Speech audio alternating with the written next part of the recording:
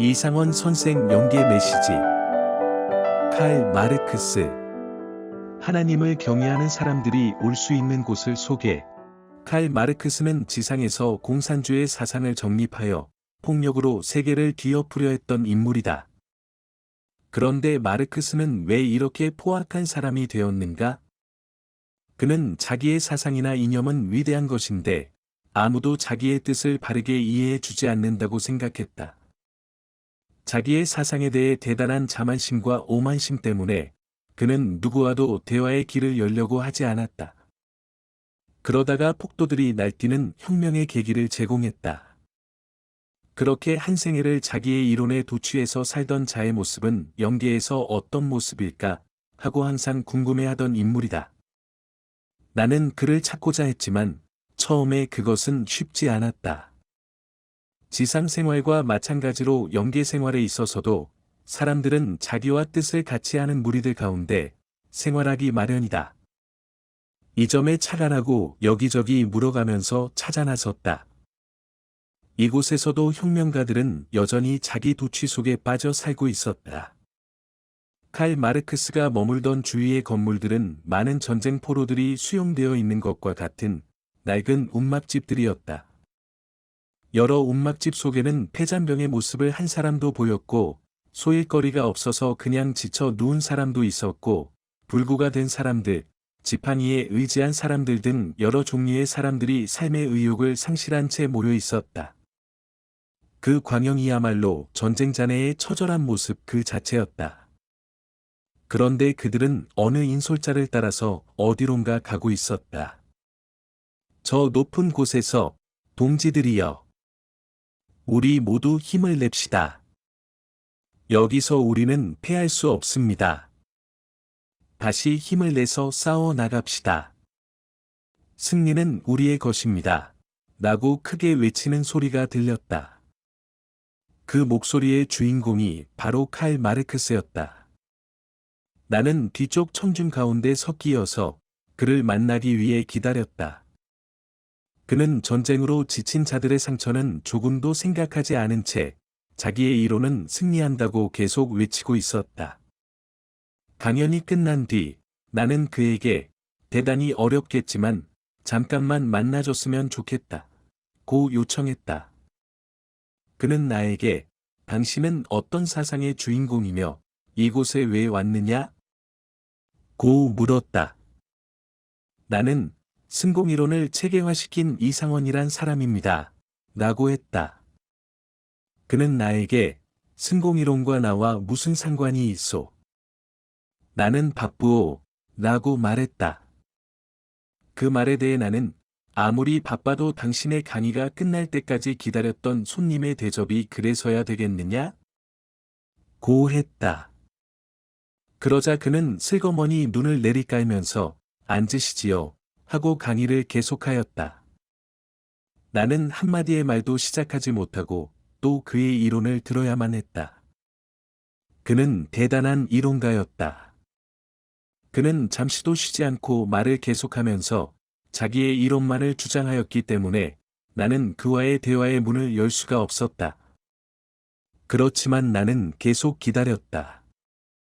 어느 정도 마무리가 지어지는 것 같아서 나는 이젠 내 차례가 된 것 같습니다. 하고 일어났다. 나는 상대방의 이야기 듣기를 좋아하여서 지금까지 선생의 이론을 들어보았으니 이제는 나의 이론을 소개해야 할 차례인 것 같습니다. 라고 하면서 승공이론 가운데 가장 핵심적인 부분을 소개했다. 나는 그에게 공산주의 이론은 결국 망할 수밖에 없습니다. 그 이유는 선생의 이론에는 하나님에 관한 이론이 없기 때문입니다. 라고 설명한 후 선생의 이론은 대단한 이론입니다. 그러나 지상에서나 천상에서나 인간의 삶을 주관하시는 분이 하나님이신데 선생의 이론에는 하나님에 대한 것이 전혀 논의되지 않았습니다. 하나님이 어떠한 분인지 아십니까? 하나님을 모르고서는 인생의 근본 목표를 가르칠 수 없습니다. 하나님을 모르면 인간에겐 평화의 삶이 없고 영생의 삶이 없으며 항상 전쟁밖에 할 수 없습니다. 선생의 이론에 도취된 자들의 삶이 바로 이 현장이 아닙니까? 자, 보십시오. 왜 모두가 저렇게 실패한 자의 모습과 패잔병의 모습으로 살아가고 있습니까?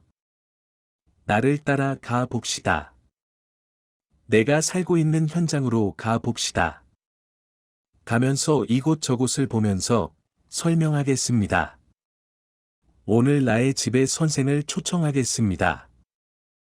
가시지요. 라고 말했다.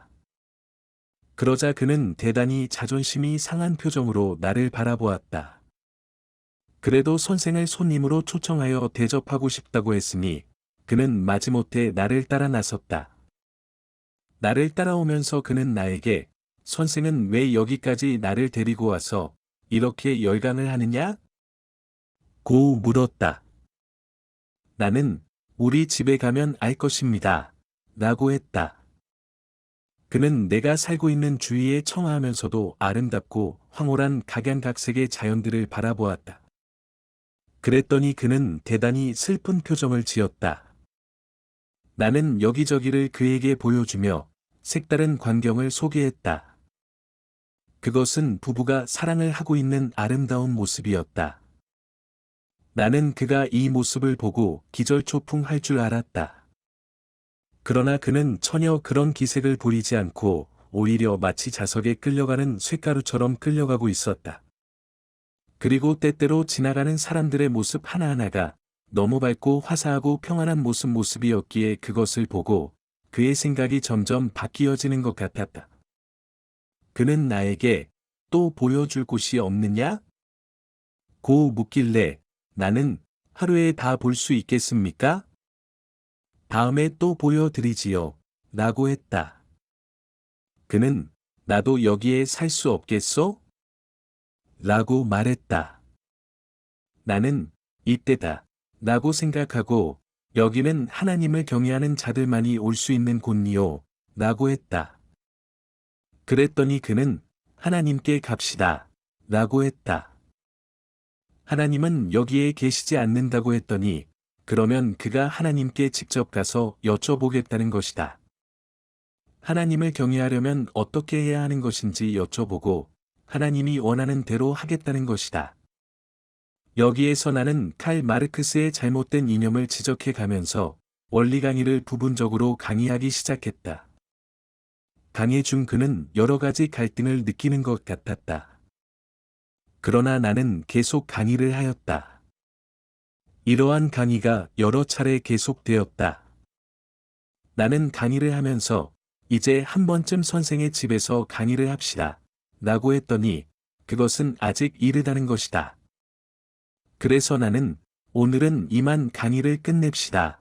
라고 했다. 그런데 그는 나에게 어제보다 오늘의 강의가 더 재미있으며 오늘보다 내일, 내일보다 그 다음 날의 강의가 점점 더 흥미가 있을 것 같다고 말하면서 강의가 끝나는 날 자기 집에 초청하겠다고 했다. 그래서 나는 강의가 끝나려면 아직도 많은 시간이 걸리니까 오늘 강의는 이만하고 선생이 더 듣고 싶다고 느껴질 때 또 계속하자고 했다. 그러자 그는 곰곰이 생각한 후 드디어 자기 집으로 가서 강의를 하자는 것이다. 나는 선생의 집은 너무 좁으니 넓은 마당에서 하는 것이 좋지 않겠느냐? 고 제의했더니 그는 무척 냉정한 표정을 지으면서 열강하려는 선생의 뜻을 알겠으니 그냥 여기에서 합시다. 라고 했다.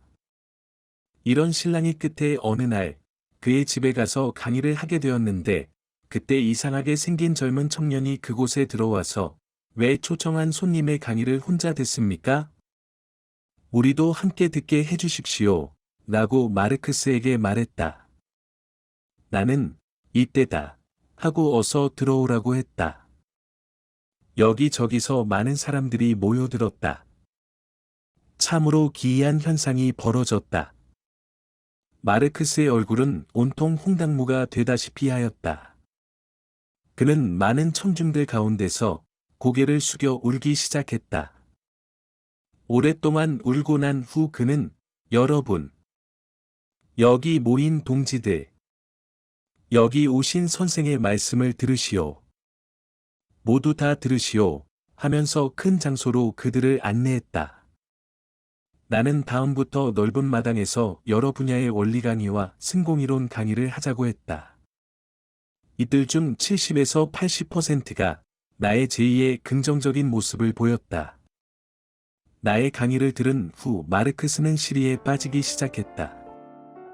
마르크스는 지금 나와 대단히 가까워지고 있다. 아직 참부모님을 소개하는 단계까지 되지 못하고 있다. 그렇지만 그는 내 강의에 항상 긍정적으로 청량하기 때문에 그 단계에 곧 접근하게 될 것이며, 그때 나는 그에게 참부모님의 메시아 사상이 지금까지 강의한 원리였다고 소개할 것이다. 구독, 좋아요는 많은 힘이 됩니다. 시청해주셔서 감사합니다.